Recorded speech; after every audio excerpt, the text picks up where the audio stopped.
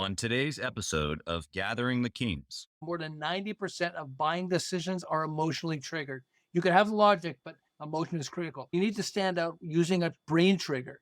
And when you use a brain trigger, you want to mentally trigger the brain. Johnny Cochran got O.J. Simpson off from an almost certain guilty verdict in a murder trial. How?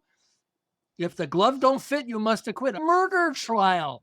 You know, two of the jurors were asked, with all that evidence against O.J., why'd you find him not guilty? And there were two jurors, and one of them said, well, the other one's nodding her head. Well, we knew if the glove don't fit, you must acquit. The glove didn't fit, so we had to acquit. You are listening to Gathering the Kings with Chaz, Wolfe, featuring fellow 7, 8, and even 9-figure business owners who have real battle scars from business and life, but have prevailed as the king that they are designed to be. We welcome high-performing entrepreneurs to the stage in order to reveal the real of the real on what it takes to build a successful business today. We dissect the good and bad decisions they've made along the way that give a true and accurate picture of the journey of success and how you too can get there. Through this dialogue, you will learn the value of growing your network and surrounding yourself with power players and kings like today's guest.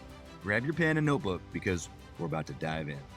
What's up, everybody? I'm Chaz Wolfe, Gathering the Kings podcast. I'm your host. We are back here today with another king on the stage, my man, James Bond, my man, James Bond. Hey, Chaz, how's it going? How you doing? I'm so glad that you're here. You know, we were just kind of goofing around with your name a little bit. Hey, make sure you say the middle initial, because if you're gonna Google my man over here, I want you to find the right James Bond. So, James, I appreciate you being here. Tell us what kind of business that you got here. So I'm one of America's leading behavioral management specialists, and this is actually blowing people's minds. I ran a marketing and behavioral management firm, one of Southern California's leading ones, for more than 13 years. Wow. We had some of the world's most famous people we work with. Warren Buffett's team, when he started buying his own businesses and he wanted to just change the mental capabilities of the key people there. I work with just like a ton of some of the world's largest companies and stuff like that. So it was really lots of fun. Wow. I'm also author of a book called Brain Glue, which is blowing people's minds. It's one of the most powerful persuasion books ever written. And this is not me saying this, but people are reading and they're going, oh my God, I can't put the thing down. Yeah. If you're serious about boosting the selling power of your ads, emails, social media posts, and personal presentations, and you don't know how to do this, or you don't even check this out, you're missing something that's critical. And I have this, like, Jack Canfield. I actually got a quote from him video, which is really great. Jack Canfield wrote Chicken Soup for the Soul. He sold 500 million books. Crazy. 500 million. 100 million Chicken Soup for the Soul, and 400 million of the Chicken Soup for the Teenage Soul, Chicken Soup for the Cancer Survivor Soul, and all that stuff. Wow. 500 million books. If you make $1 a book, that's not bad. Yeah. And he doesn't need me telling him what to do. He was blown away. And he's forcing everybody in his company, his advertising people, his book writing people, his book publishing, his cover for his public speaking. He's got like all these different people on all these different layers, and he's using this. Right. And he said he couldn't even put the thing down. He actually got mad at me. He said, I couldn't put the damn thing down. It's like, I have so many books to read. I'm looking at this and like, oh, wow. And I'm starting to take notes on it. Yeah. Just because it's so powerful. So, which is exciting for me. That's amazing. It happened by accident. I uncovered this. Yeah. But yeah. So that's, Brain Glue. Well, James, I got to tell you, because first off, I love the brain. I love behavior. We were actually just kind of talking about some entrepreneur behavior a few minutes ago before we hit the record button around the lottery and such. But why brain glue? Because as soon as you said brain glue, people's minds are being blown. I'm like, oh no, the glue's not working. No, I'm just kidding. But in all seriousness, why brain glue? What's the baseline here? Jack and Jill went up the hill. Okay. How long ago was the last time you heard that? Okay. For me, I go like 10, 20, maybe 50 years ago. For me, it's over 50 years ago. And yet we remember it like it was yesterday because it sticks to the brain like glue. There are I discovered 14 brain triggers that boost the selling power of your message by sticking to the brain.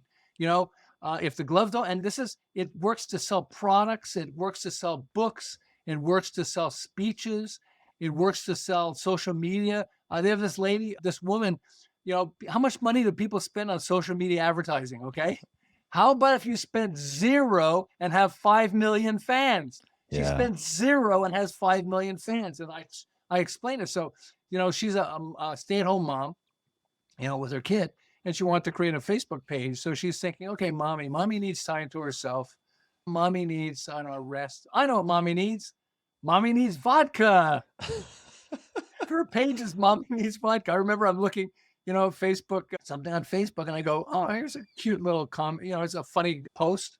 And then I see it's by mommy needs vodka. Yeah. I clicked on that. What the heck's that? Clicked on that. Came to her page. She's got lots of cool stuff. I became a fan. Right. How much money do we spend on marketing, on advertising? How much work do we do to try to persuade people? And they don't seem to get it, Yeah. And so it's brain triggers. Brain triggers is like, I have this metaphor for brain triggers I just came up with, okay? Because I was thinking, so I told these women this joke, okay? This weekend, actually. And I said, and they're religious, so I thought I'd do a religious kind of joke. And I said, so a little girl comes up to her mommy and says, Mommy, Daddy says we came from apes, but you say we came from Adam and Eve. Honey, Daddy's talking about his family. I'm talking about my family. Okay? So I realized that, and a lot of people laugh at that, and they were laughing, but I realized this thing, okay? There's a trigger somehow in there that made them laugh. Yeah. But if I told them the joke a second time, they're not going to laugh, or maybe they'll laugh just to be nice to me. Right. But it's already worked, and it doesn't work again. And so as I'm thinking through this process, I go, okay, because I want a metaphor, which is powerful metaphors are a powerful way to use brain glue. I'll give you examples. Men are from Mars, women are from Venus. Men aren't really from Mars. Right. But when he changed the title of his book, it went from 20,000 copies to, get this, 50 million copies sold. Wow. Not 50,000, 50 million, just by changing the title. Yeah. Okay. And so I realized metaphors, Jack Canfield wrote Chicken Soup for the Soul. It's, it's not chicken soup. You don't open it up and get chicken soup. It's a book. Right. Okay. But it's really powerful. So here's a metaphor that works for me that helps people understand how powerful brain glue is. So you're at home and you get in your car and you're driving down the street. You see all these houses. You've seen them every day because you're just driving down the street.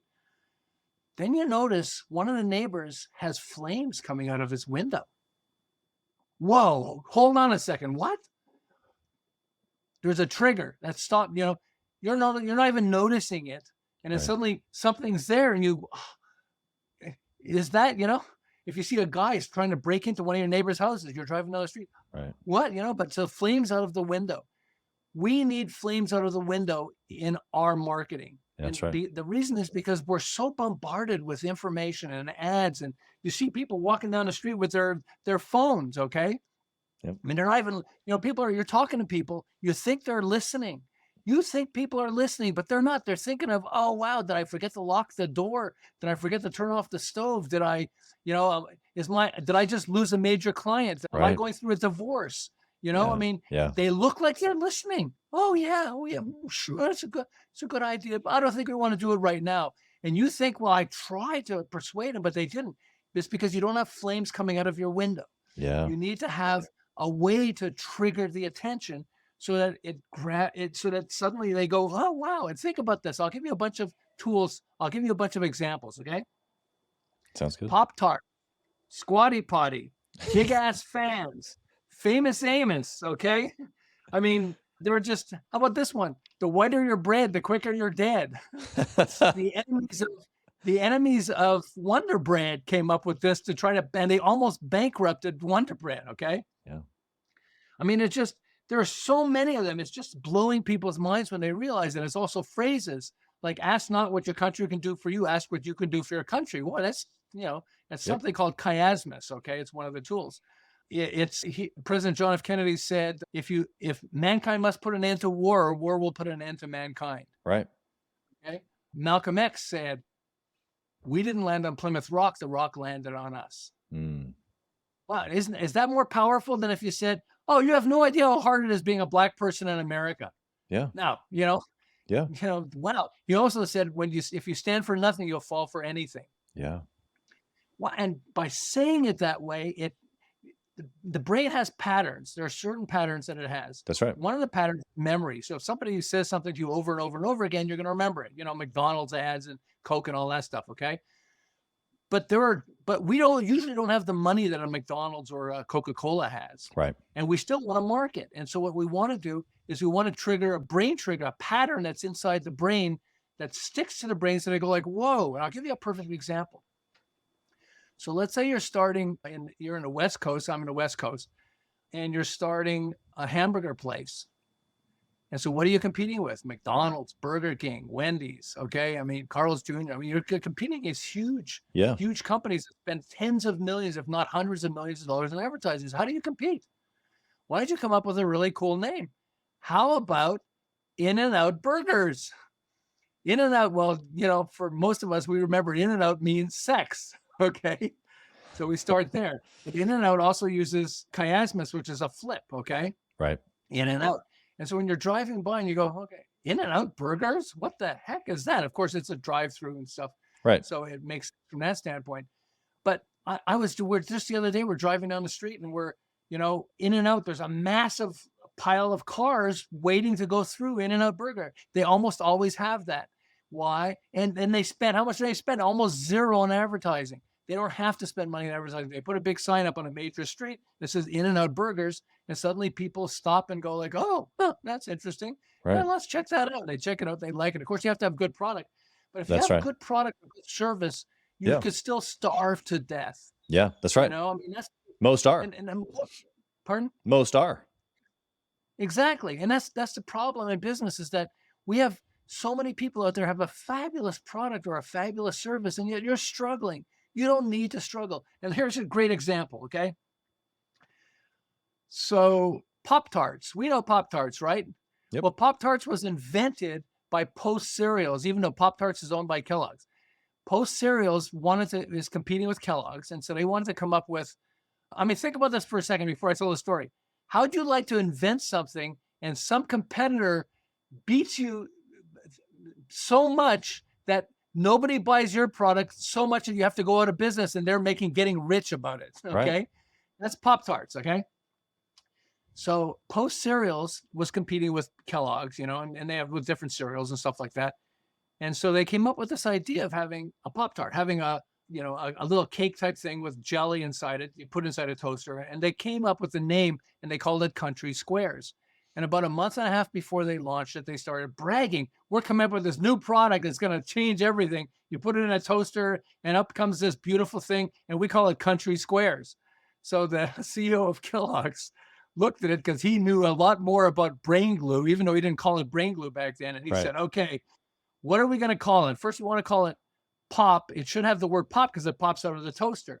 And back then, Andy Warhol was famous, who was a pop artist. So he said, pop art. Oh, everybody knows the word pop art. Why don't we call it Pop Tarts? This is how famous they became, okay, and how successful. He ran out of product. They didn't make enough. They couldn't believe how many people were buying the product. Right. And so they actually ran full-page ads in like the New York Times and stuff saying, we apologize, we've run out of product because so many people love it, but it will be coming back soon. Nobody bought Country Squares. They waited for Pop Tarts to become available again. Wow. And then when it became available, then Pop Tarts, it exploded. And what happened is it exploded so much that Post ended up dropping the product that they invented. Wow. What's the takeaway here, James? Because I mean, you're talking about brain glue, and obviously it's the name. But what the listener right now, they're running their business, big, medium, small. We've got them all listening. What's the takeaway here? I got to go rename my business, or I know that's not what you're saying, but what is the takeaway here that I can use practically today? So there are 3 levels, okay? The first one is the name of your product, service, or business. The second one is how you describe it. And the third one is how you present, okay? And I'll give you some examples. So I had these 3 guys who built a construction company, 3 partners. After 10 years, they had 2 million in sales, okay? That's not bad, 2 million in sales, not bad. In 1 year, I took them to 10 million. By the way, they razzed me. They said, hey, Bond, it was supposed to be 12 million. My comment was, shut up, okay? They bought each other brand new, the biggest BMW you can get, okay, 3 as gifts for reaching 10 million in sales. They went from 2 to 10. 2 years later, they reached 32 million in sales. Wow. So how did I take a company that's already existed and they finally reached 2 million in sales and go to 10 and then 32 million in sales with almost no work, by the way? So I pulled out a whiteboard. They were really funny because they said, we don't use whiteboards. So when you're finished with working with us, I was working with them for like 9 weeks. And they said, when you're finished working with us, you can take the whiteboard Well, actually, the next week I showed up and the whiteboard was filled. Huh? They said, I work with subcontractors and it's amazing. They make promises all the time and we never write it down. But they started making promises. The guys are sitting around the table. I pulled out the whiteboard because it was there. And I started writing down what their promises were. And guess what happened?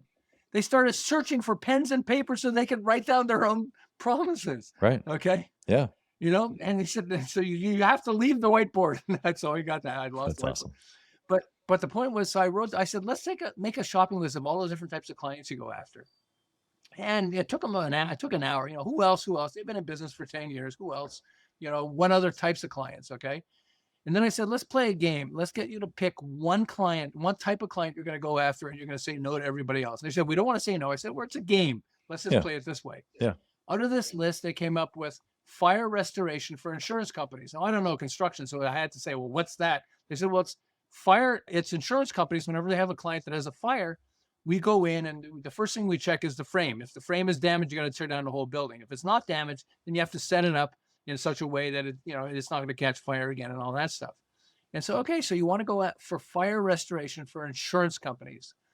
So when you're pitching it, we won't get you to change the name, but when you're pitching it, why don't we call it should have the word fire in it because they're thinking of fire. Right. Fire extinguisher. We'll call you guys the fire extinguisher for insurance companies. Okay. And we'll get the website firex.com to make it easy for you. And then we'll make that forward to your website or a page on your website. And they went, oh, wow. And so I went with them on like the first two presentations to prospects. And one of the things that happened is prospects would laugh. We say, just think of us as your fire extinguisher. And every time you have a client has a fire, call us in. We'll your fire extinguisher. They started laughing, but they started buying. They started remembering. Exactly. It stuck to the brain. They went to fire. The guy's got a fire. Oh, I got to call my fire extinguisher. Right. It clicks right away. And it's really, really powerful. I'll give you another example. So there's a mom and her son in Utah, and the mom is sitting on a toilet. Okay. Sorry to give you this one, but here we go. The mom's sitting on a toilet. And she realizes that it helps the body to go to the bathroom if you can raise your feet like about 6 inches. Right. So there should be a little stool. And so maybe we can start a business and get, a manufacturing company to manufacture it for us. And what do we call it? We could call it the toilet stool, but that doesn't really work. But what is it? Well, what's another word for toilet? Potty. Okay. And then we have to kind of squatty potty. Let's call it the squatty potty. Okay. Which is rhyme. Yep. And then let's get a unicorn in the ad to have unicorn ice cream. That's right. Pooping. That's exactly rainbows. That's right. That's right. And then feeding it to kids. I mean, it's like, okay. But they had fun with it.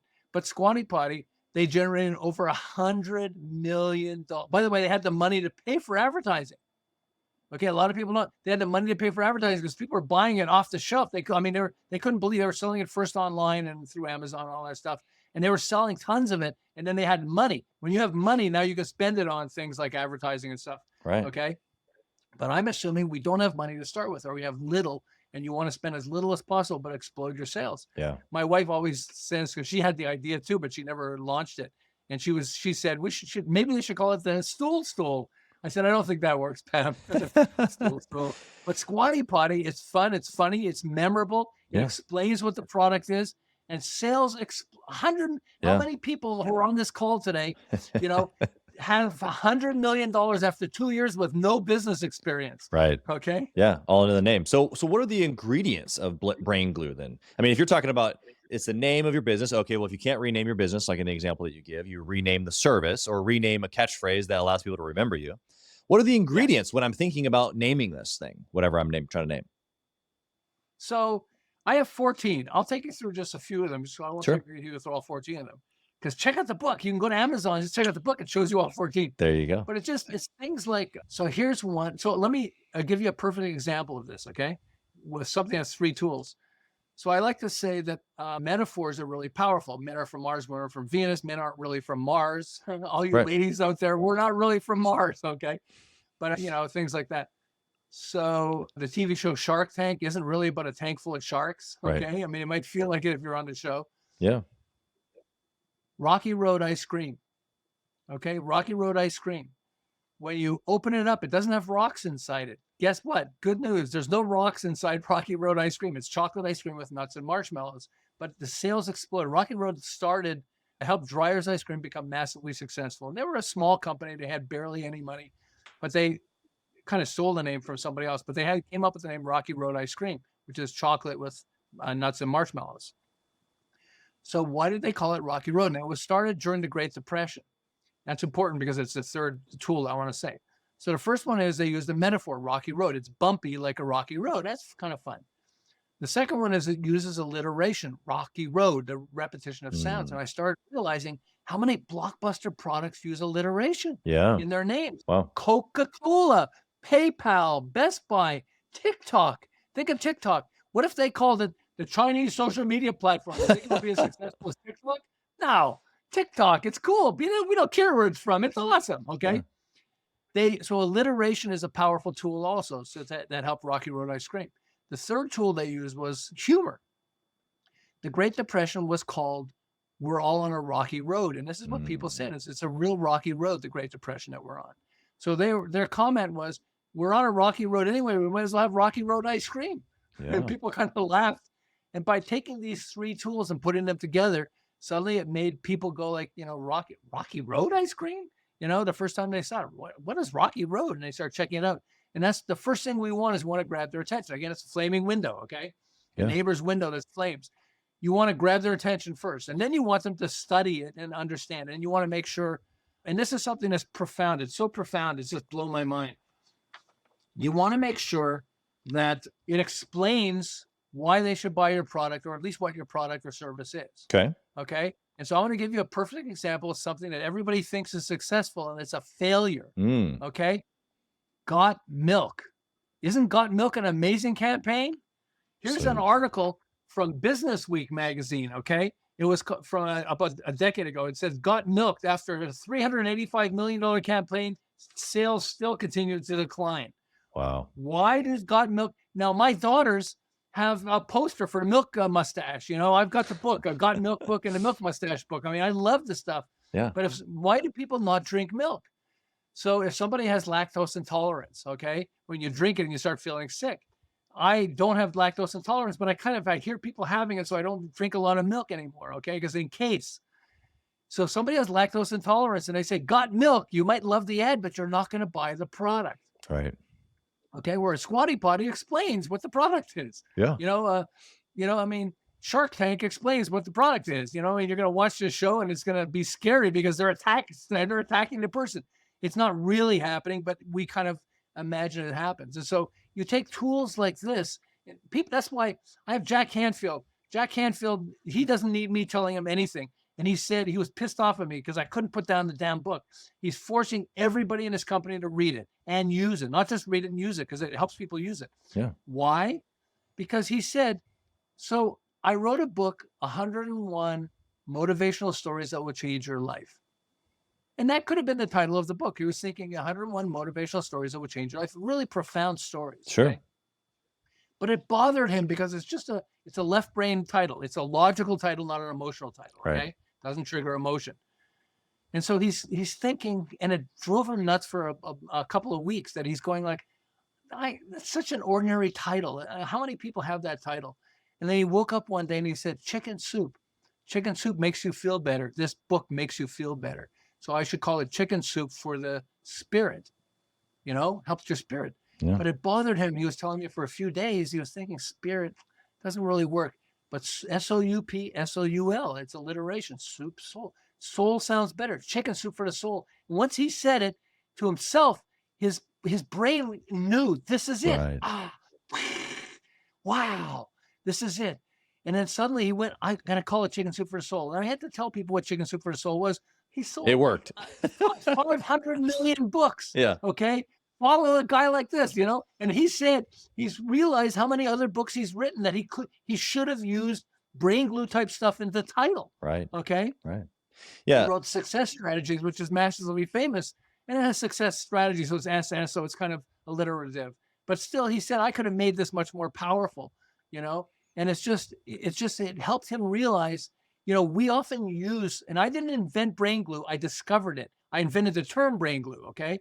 But people look at it and they go like I said, Jack and Jill went up the, That's right. Hill to fetch a pail of water. Jack fell down. I mean, how can I remember this? It was like over 50 years ago that I heard it, but it sticks to the brain. And when we understand what sticks to the brain, it becomes profound. Now, let me give you a quick example of a metaphor, okay? That just so I know you want to ask me a question, but No, go for it. Go for it. You're giving great value. So Paul Tran invented an electric razor for men's private areas. Okay, I don't want to get into that too much, but okay. And so he thinks, I don't want to offend people, but I want them to understand what this does. So he's thinking of it, and he said, well, what's it like? And that's one of the things I talk about is think of an analogy or metaphor. What's it like? Well, he said, it's kind of like a lawnmower. Oh, wow. Why don't I call my product the lawnmower? The lawnmower and shaver. People are going to laugh. And by the way, he called his company Manscaped. We're going to landscape a man with a lawnmower. Okay. Yep. Tell me you're not laughing on that one. And so what happens, by the way, laughers are buyers. Okay. Let's start there. So what happens is, if I have one, I don't, but if I have one, I'm not going to share it with any other guys. Let's start there, okay? But I'm going to share the story. I'm going to say, you wouldn't believe what I just bought. I bought the lawnmower. The lawnmower, your lawn. No, it's a shame. Yeah. It's like, what? And it gets people laughing, but it explains what the product is. Yeah, I love that. And it's just profound. He sold over $100 million. He had huge companies coming and saying, we want to buy you. He said, you're not offering me enough. Because he's realizing this thing, people love the product.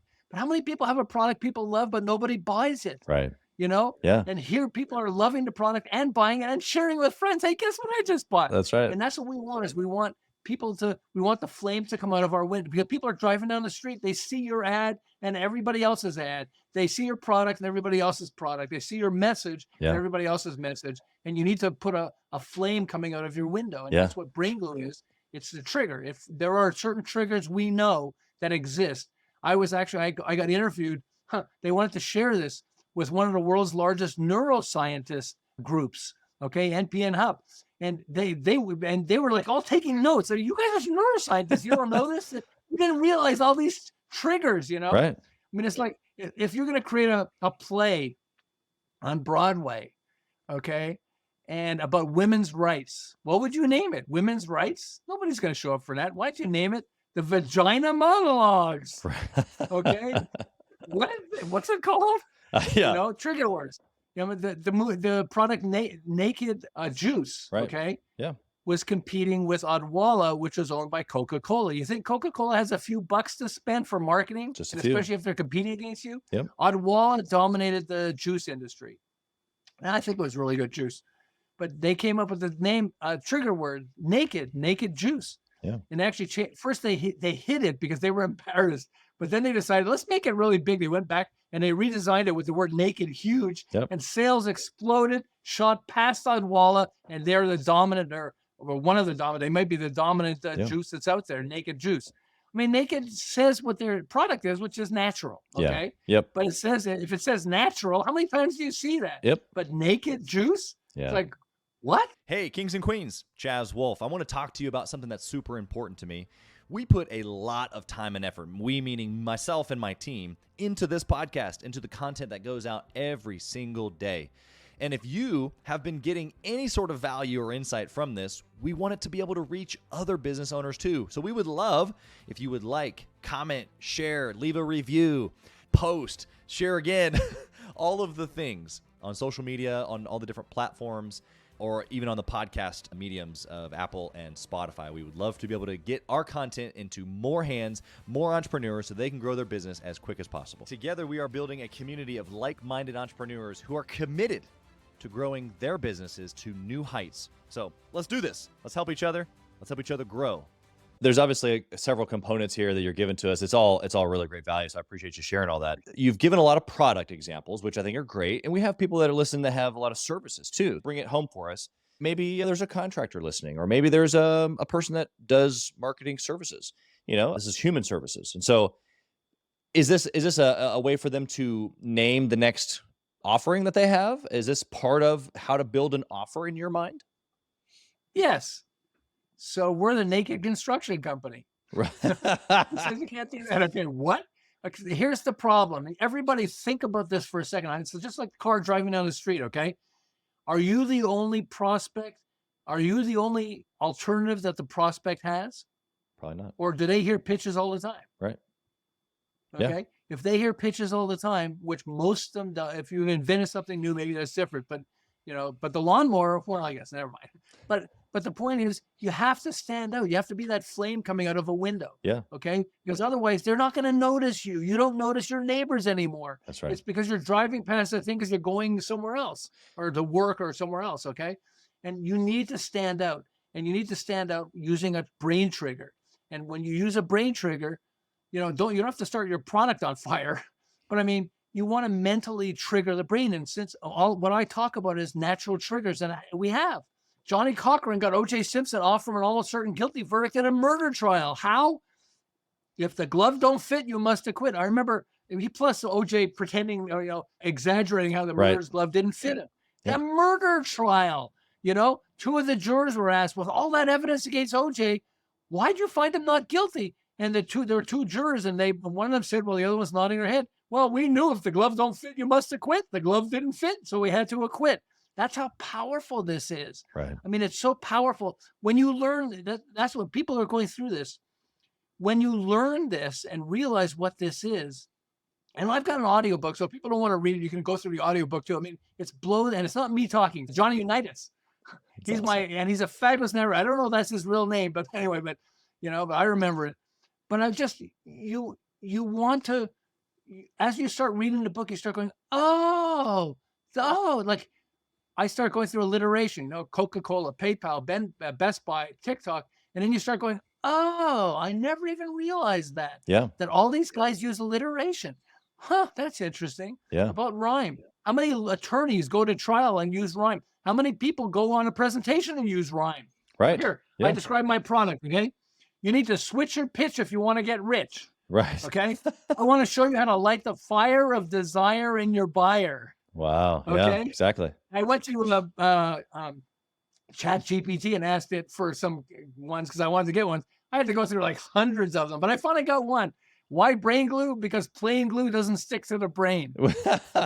Yeah, exactly. Okay. But we have to understand that these are wired into us. And if you're marketing, you want to use these, because when you use these, your sales explode. Yeah. Because it becomes easier to remember. And then not do they remember it, not only do they remember it, but they start thinking about your product and service. Right. Because remember, they're busy. They're thinking of, am I getting a divorce? Did I just win a client? How are we going to service them? Did I just lose a client? Yeah. Did I, is it raining outside? Did I close the windows on my car? I mean, they're thinking of, you're talking to them and they're going blah, blah, blah, blah, blah. And it's just, they're not even hearing it. I remember this Blue Emu is arthritis cream that you put on like your joints and stuff if you have pain in the shoulder or whatever else. And so I'm watching, they have Johnny Bench. Okay, so they have money. So they have Johnny Bench, who is a famous baseball player who's retired. He's in the Hall of Fame probably. And they have Johnny Bench talking. He's talking about Blue Emu. And I'm like doing something else while the TV's on. And then he says, Blue Emu, it works fast and you won't stink. What did he just say? What, it works fast and you won't stink. Now I'm listening to the commercial. What did he just say? Yeah, no. And he put it on the thing, and he never really totally explains it. But he said, "It works fast and you won't stink." And it's like he's got my attention, And it's amazing. It's amazing. Here's a powerful one. How did Marilyn Monroe become famous? I'm going to share something I think nobody realizes. As I explain it, they're going to go, "Oh wow, I noticed that. I never even thought of that." Okay. So Marilyn Monroe, she was originally Norma Jean. I forget what her last name was, but her manager said, Marilyn is a better name than Norma Jean. So she goes, okay. And I think it's when her stepfather is named Monroe. So she went Marilyn Monroe, which is alliteration. Okay. Right. Then back then, early in the movie industry was Jean Harlow, who was a massively famous, and they loved her, and she loved Jean Harlow. And Jean Harlow had platinum blonde hair. So Marilyn went to the actual hairdresser that Jean Harlow went to on a regular basis and had her hair colored the same color. So now she looks really good. But, Marilyn has a beauty mark, a birthmark on her cheek, on her left cheek, and she'd covered up with makeup. So one day she's looking at pictures of Jean Harlow, and then she notices something. Jean Harlow has a beauty mark, and sometimes it's on her cheek, and sometimes it's on her chin. And then Marilyn goes, I bet she doesn't even have a beauty mark. I bet she's putting a dot on her face to bring attention to herself. Yep. Okay, Cindy Crawford did this, okay? I'll explain this. She became a supermodel. And she went, oh, and so instead of hiding it, the beauty mark, she darkened the beauty mark with like eyeliner or something. And suddenly she believes that was one of the main reasons why she became super famous. By the way, as you see pictures of Madonna, sometimes her beauty mark is on the left side and sometimes on the right side of over her under her nose. But That's awesome. Cindy Crawford, when she was young, she had a beauty mark. She has a birthmark over one of her lips, and she's a supermodel. She's massively famous and successful and everything else. And she's begged. She was saying how she begged her mom, "Can you please get this removed?" And her mom wouldn't get it removed. And she says, right now, she says, "I am so happy my mom never got it removed. I believe it's part of why I became a supermodel." Oh yeah. Really? Yeah. So what made me think of this originally and start researching this was there's a famous advertiser named I'll think of his name in a second. Now it's driving me nuts. And he was like in the early days of the advertising business. He was really famous. And he was doing ads for Hathaway shirts. You talking about Ogilvy? Pardon? Ogilvy?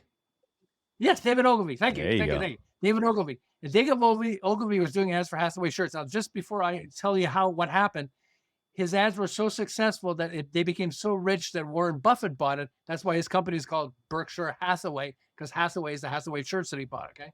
But they were a small company that made shirts. So if you're doing a full page ad for a shirt, what would you do? You have a good looking guy with a shirt and one of the nice shirts, nice pants, shoes, and a nice background, right? But you see that all the time. So what did he do? He put an eye patch on the guy. This is asymmetry, okay? We like symmetry. My wife, it drives her nuts that some guy has a lazy eye, and she goes, this guy's driving me nuts. He cover half his face, he looks like one person. Cover the other half, he looks like another person. It doesn't bother me as much, but it bothers my wife. Sure. Asymmetry, okay? Well, so he recognized everybody looks the same. Every ad looks the same. So he called it the man with the Hathaway shirt, and he had a guy with an eye patch. So people would read it. The man, what's this guy with an eye patch? Okay, it's a cool shirt. Man with a Hathaway shirt, and they'd read it. He never explained why the guy has an eye patch. Right. It became a blockbuster of success. Why? Because he's got a flaming window. Remember, you're going past all these ads, and they all look the same, and suddenly one of them has an eye patch. Yeah. Okay? Like Marilyn Monroe with the beauty mark. It attracts attention. And I'm not saying all of you out there have beauty marks. All you guys out there, put dots on your face, put an X on your face and see what happens, you know? Yeah. And by the way, there's the guy, I forget what his name is, but one of the superheroes that's in the water all the time. Oh yeah. Yeah. There's a movie came out about him. Aquaman. Yeah. Yeah, Aquaman. And he's got, look at his eyebrow. One of his eyebrows is missing part of the hair right there. And when you look at it, you go, okay. And you always notice it, even though you don't realize that's why he's famous. That's one of the things that is the thing that makes him stand out from everybody else. Yeah. And so when we understand these tools, we can use it to become this flame that's standing out of the window. Out of the window. And I'll go back to this lady with Mommy Needs Vodka. What does Mommy need? Mommy needs vodka more than anything else. But it grabs your attention. And she spends zero on advertising. Right. How How many people out there spend a fortune on social media advertising? Do you have 5 million fans? She has 5 million fans and she spends zero. When you learn these tools, you don't have to spend any more money and suddenly your sales explode. I mean, explode. It's amazing. And that's why, it's so much fun.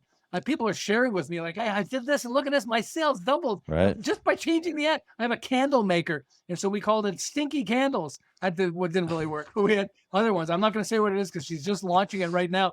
But she did a test run and people were standing in line to buy her product, her candles. And it's like, what? It's what? And it's because when you understand brain triggers, you start using it, you start applying it either in the name of my book used to be called Sell More with the Right Brain Marketing Strategy. Okay. Left brain title for a guy who's selling right brain marketing. Okay? Right.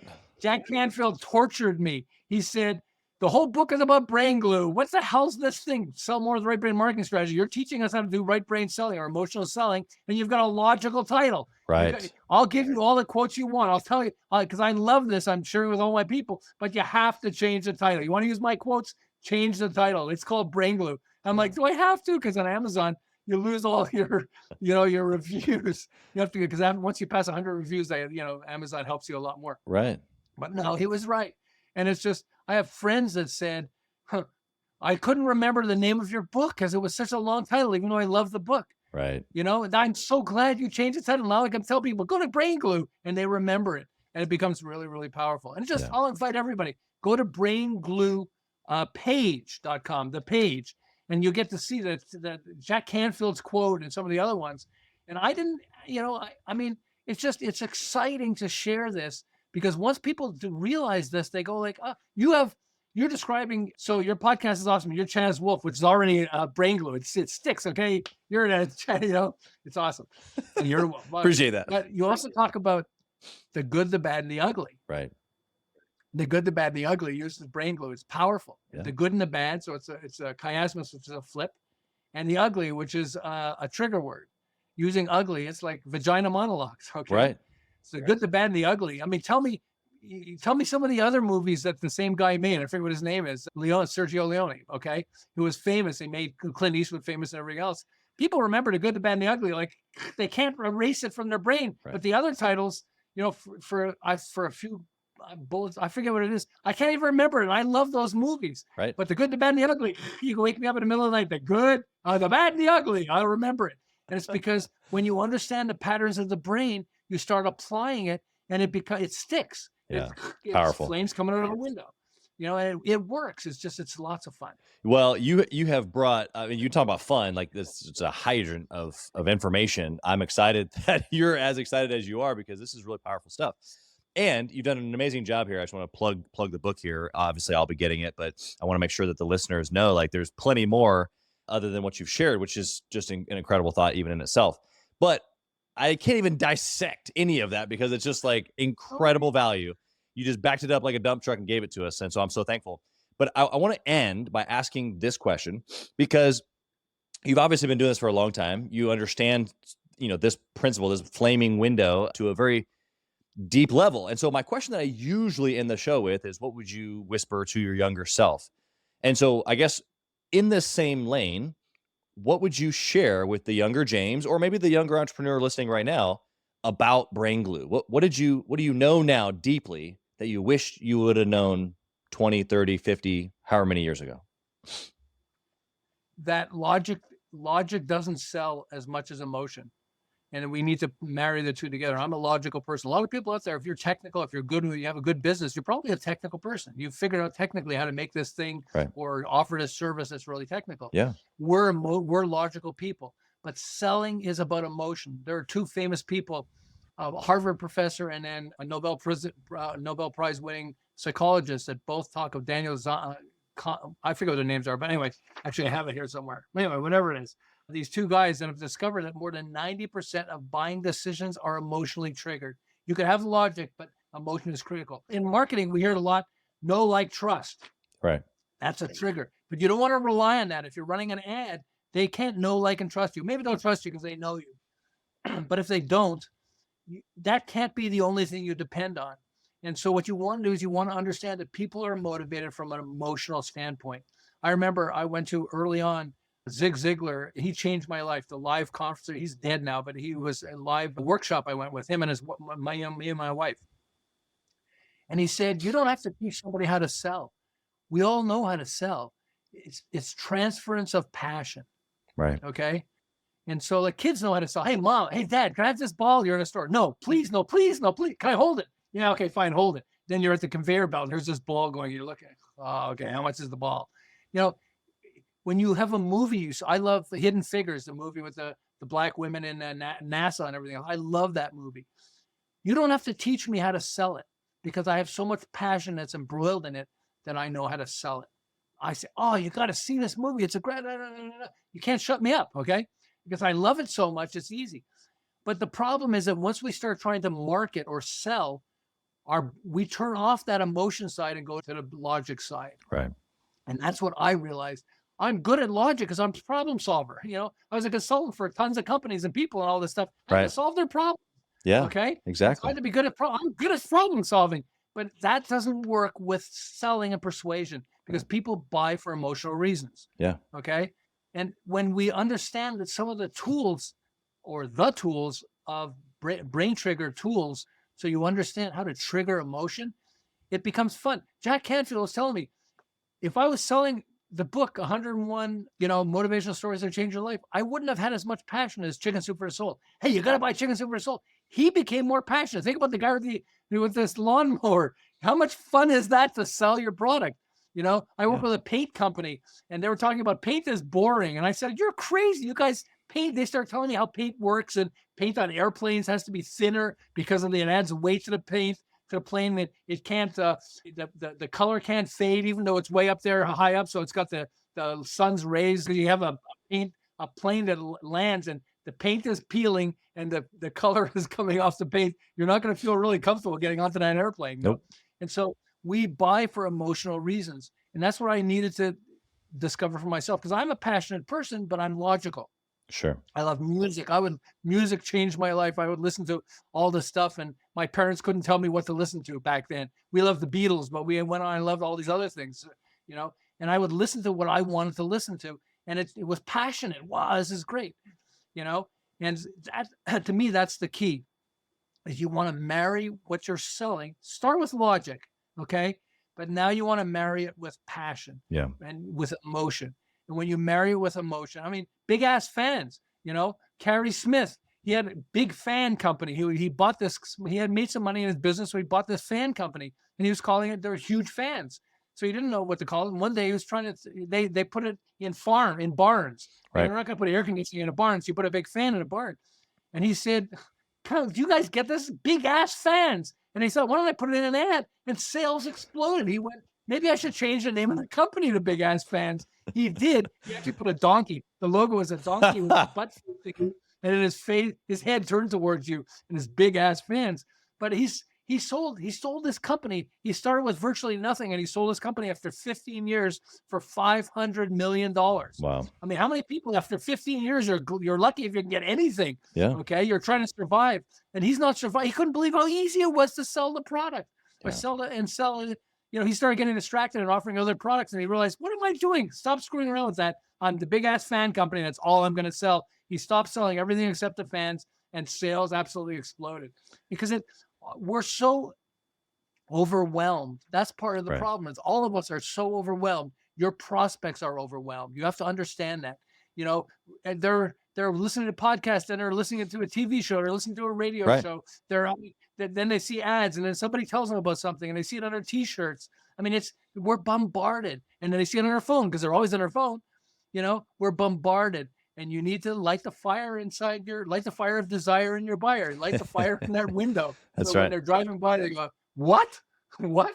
What is that? What did he say?" I love that you gave that depiction of you in the house, and you turn your head towards that comment from that advertisement.